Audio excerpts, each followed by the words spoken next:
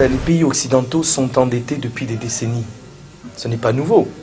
Et le problème, ce qui est grave, c'est qu'aujourd'hui, les États-Unis entraînent l'ensemble du monde dans leurs dettes et mettent l'ensemble du monde au bord de la faillite financière.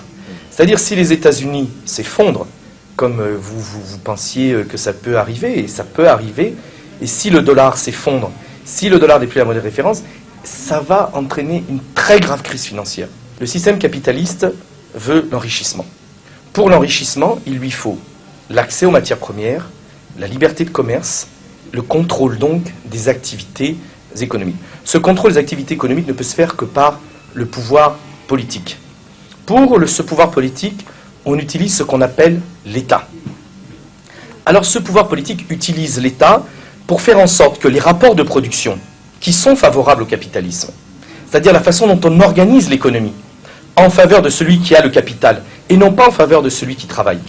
Il faut que ce système puisse perdurer, perdurer, perdurer. Croyez-vous que ceux que vous allez esclavagiser vont vouloir rester esclavagisés? Non. Donc vous devez utiliser des systèmes pour que les rapports de production se reproduisent. C'est ce qu'on appelle la reproduction des rapports de production. Et qu'est-ce que fait le capitalisme? Eh bien, le capitalisme utilise deux choses. L'État, dans son aspect répressif, ce qu'on appelle l'appareil répressif d'État. Système politique, justice, armée, police, pour faire régner son ordre, que lui a décidé.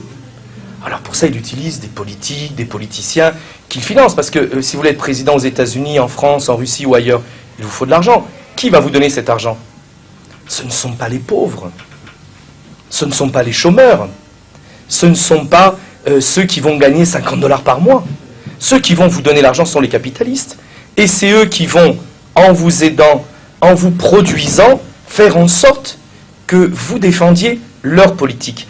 Donc, une fois qu'ils sont au sommet de l'État, les lois sont organisées de manière à défendre le système capitaliste. Donc, on utilise l'appareil répressif d'État, comme l'ont fait les colonisateurs, pour prendre les matières premières, pour gagner plus d'argent, la finalité du capitalisme. Mais de l'autre côté, on sait que les peuples, même face à un appareil répressif d'État, peuvent se révolter, peuvent dire non. Et quelquefois renversent l'appareil répressif d'État.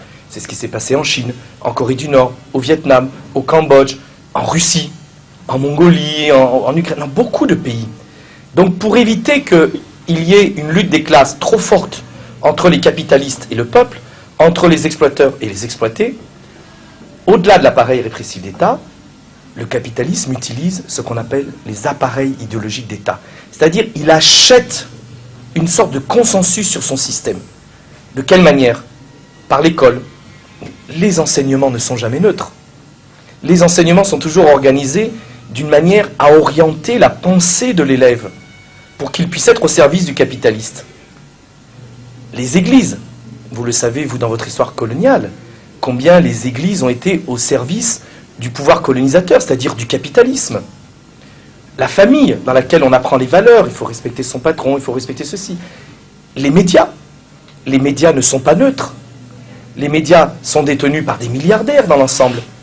Et c'est ceux qui font l'information dans le monde. Ce sont les capitalistes qui dirigent les médias.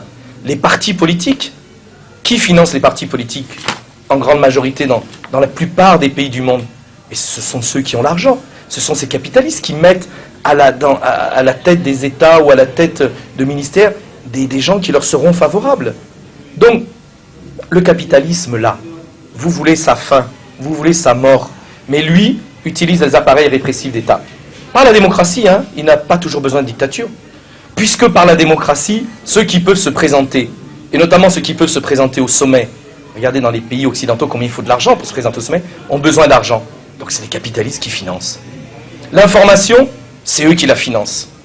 Les programmes d'école, c'est l'État avec ceux qu'ils ont mis en place. En détournant les réalités, en ne disant pas la vérité, en utilisant l'école, les églises, etc., eh bien les peuples doivent aller à l'intérieur des églises, à l'intérieur de l'école, à l'intérieur des partis politiques, à l'intérieur des syndicats, à l'intérieur des médias, pour eux dire non, nous ne voulons pas de ce capitalisme. Nous voulons d'un monde qui nous soit plus favorable et plus juste. Et ne pas accepter cette idéologie-là. Il y a deux éléments. Premièrement, dans la plupart des pays d'Afrique, il n'existe pas de vraie bourgeoisie nationale. il n'existe pas de vrais capitalistes. C'est-à-dire, vous n'allez pas à la table pour aller discuter des grandes décisions du monde. Où sont les grands capitalistes africains qui viennent discuter à Davos chaque année? Le temple du capitalisme, ce grand congrès du capitalisme mondial à Davos. Quels sont les capitalistes africains? Il n'y en a pas. Pourquoi? Parce qu'il n'y a pas de vraie bourgeoisie nationale. Tant qu'il n'y a pas de bourgeoisie nationale dans les pays africains, le problème de l'Afrique, c'est que la lutte des classes n'existe pas. C'est-à-dire, les églises sont plus du côté en général des pouvoirs, ou dans la collection de pasteurs qui viennent chercher des belles Mercedes, des belles voitures, etc., qui font beaucoup d'argent.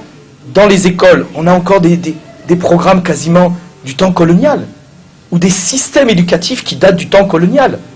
L'appareil répressif d'État de beaucoup de pays africains est un appareil répressif d'État qui date du temps colonial. On n'a pas changé. On n'a pas changé les fonctions de cet État. Dans beaucoup d'États africains, au niveau des médias, la plupart des médias vont chercher leurs dépêches où? Reuters, AFP, Associated Press, c'est-à-dire dans les agences occidentales qui distillent leur information et qui sont toutes des agences au service du capitalisme occidental. Donc, tant que les Africains eux-mêmes, partout, syndicats, partis politiques, médias, écoles, familles, églises, ne sauront pas déterminer leurs agendas, leurs volontés, ce qu'ils veulent face à ce capitalisme, ça, et établir un rapport de force. Et tant que dans le même temps, ils ne pourront pas s'appuyer sur leurs capitalistes à eux, qui vont défendre aussi leurs intérêts. Parce que toi, Freddy, si demain tu deviens grand patron de groupe de presse, et que tu pèses 1 milliard, et que tu es présent dans 20 pays africains, et que tu comptes, on t'écoutera. Mais aujourd'hui, est-ce qu'on